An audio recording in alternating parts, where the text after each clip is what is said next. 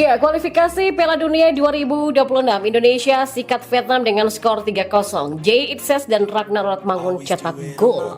Ya, nyinyiran bek Vietnam Duan Van Hau langsung dibungkam oleh Hei, Itzes dan Ragnar. Alhamdulillah, predator grade A akhirnya akan segera dinaturalisasi oleh timnas Indonesia.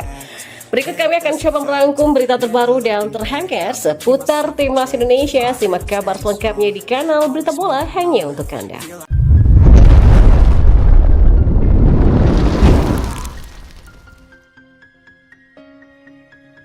Ya, Indonesia berhasil mengalahkan Vietnam dengan skor 2-0. Semua gol itu diciptakan di babak pertama lewat sundulan kepala Jay Itzes di menit ke-8 dan sepakan kaki Ragnar Rotmangun di menit ke-22. Berlangsung di Stadion Midin Hanoi pada Selasa 26 Maret, Shin Tae-yong langsung menurunkan Ragnar Rotmangun dan Tom Hei dalam debut melawan Vietnam. Sementara Hoki Caraka kembali diturunkan sebagai ujung tombak di lini depan. Dan pada menit pertama, Indonesia langsung menekan pertahanan Vietnam. Gol pertama hadir pada menit ke-8 Jay Itzes yang berhasil membobol gawang Philip Nguyen lewat sundulan kepala setelah sukses menerima umpan Tom Hei dari tendangan pojoknya.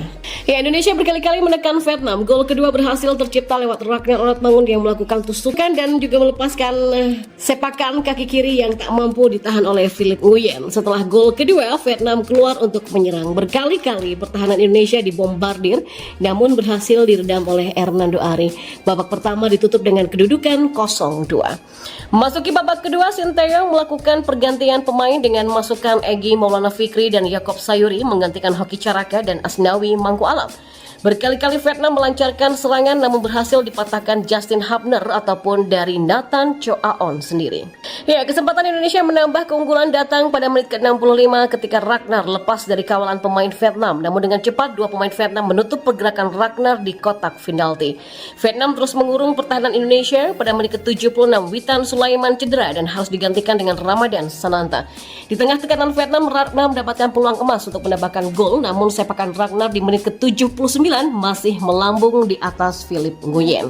Gol akhirnya datang lagi dari Indonesia. Ramadan Sananta sukses menambahkan skor menjadi 0-3 pada menit akhir babak kedua, yaitu di menit ke-90 plus 8. Berkat hasil ini, timnas Indonesia memantapkan posisi mereka di tangga kedua klasmen grup F kualifikasi Piala Dunia 2026 dengan 7 angka dari 4 partai. Timnas Indonesia berselisih 5 angka dari Irak yang menggilas Filipina dengan 5-0 pada laga keempat grup F.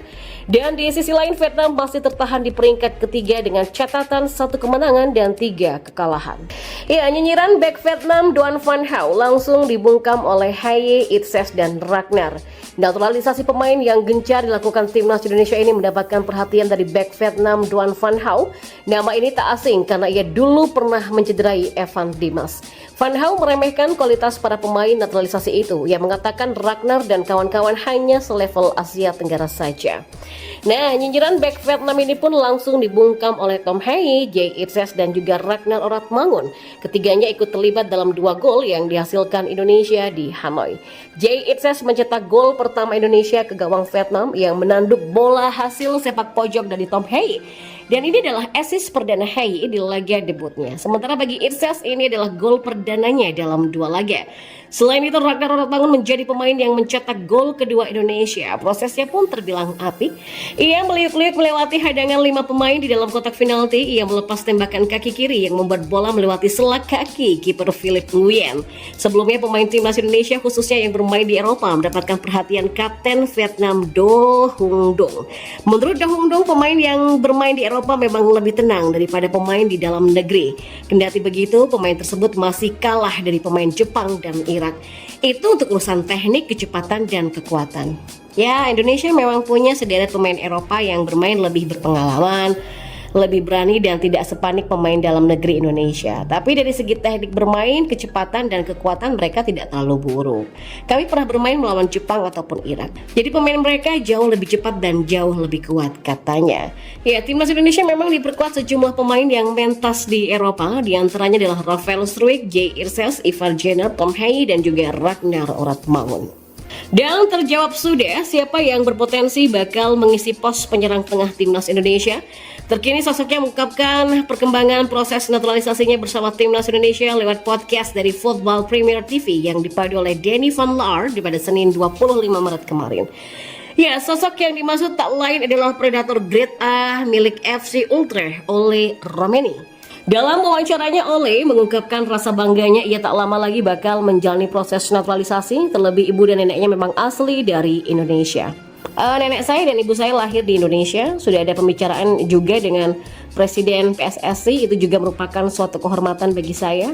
Mereka bicara tentang bagaimana saya bisa masuk ke timnas skuad Sinteyong. Ujarnya, Ole bakal menjalani proses naturalisasi setelah kiper FC Dallas Martin Paes. Ole juga mengakui jika PSSI sudah menghubunginya soal proses naturalisasi yang akan dia terima. Lebih lanjut, kalau benar proses naturalisasi Ole bakal segera terrealisasi, maka dapat dipastikan ada 6 profit menanti timnas Indonesia, di mana ke-6 profit ini tentu saja menjadi kabar buruk bagi Thailand dan Vietnam yang memang terlihat ketar-ketir dengan aksi timnas Indonesia yang banyak menaturalisasi pemain asal Belanda. Profit pertama adalah berusia muda. Ini bisa didapatkan timnas Indonesia dari sosok Ole Romeni yang usianya masih sangat muda, yakni 23 tahun. Usia yang tentu bisa diproyeksikan timnas Indonesia dalam rencana jangka panjang. Selain itu, usia Ole juga termasuk sebagai pemain yang memang diinginkan oleh Sinteyong. Hal itu dapat dilihat dari usia 2 pemain muda timnas Indonesia di pos penyerang, yakni Hoki Caraka yang usianya masih 19 tahun dan Ramadan Sananta yang masih 21 tahun. Yang kedua, memperkaya pilihan karakter penyerang timnas Indonesia. Ya, dengan masuknya Romeni dapat memperkaya pilihan tipikal penyerang yang dimiliki oleh timnas Indonesia di kedalaman skuadnya. Hal itu tidak terlepas dari perbedaan karakter bermain Ole Romeni dengan 3 bomber timnas Indonesia lainnya seperti Dimas Derajat, Ramadan Sananta dan juga Hoki Caraka. Dan seperti diketahui, Dimas Derajat, Ramadan Sananta dan Hoki dikenal sebagai penyerang dengan karakter main sebagai poacher. Karakter poacher merupakan tipikal bomber yang tidak banyak dalam melakukan dribble bola.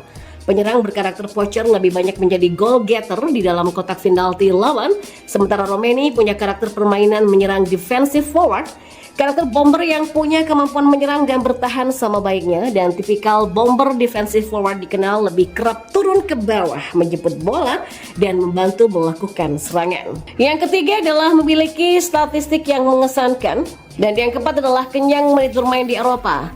Ya, yang keempat berkaitan dengan pengalaman Eropa yang dimiliki oleh Ole Romeni. Ole memulai karirnya bersama DVOL Junior, kemudian memutuskan untuk merapat ke NEC Junior sampai dengan U17 dan U19, hingga pada akhirnya promosi ke tim senior pada 2018. Selain itu, setelah berkarir bersama NEC Nijmegen, Ole juga memutuskan untuk bermain dengan Willem kedua selama 1 musim dengan status pinjaman. Dan yang kelima adalah multifungsi. Nah, ini berkaitan dengan posisi main Ole Romeni yang terbilang multifungsi. Seperti diketahui, sosok Ole Romeni punya posisi utama sebagai penyerang tengah. Selain bermain di posisi penyerang tengah, Ole Romeni juga diketahui mampu menyisir di kedua sayap dan juga bermain sebagai gelandang serang. Multifungsinya sosok Ole bakal menambah variasi serangan timnas Indonesia yang akan disusun oleh Sinteyong nantinya, sekaligus bisa dijadikan pengecoh bagi lawan dalam mengantisipasi skema apa yang akan dimainkan Sinteyong untuk Ole Romeni.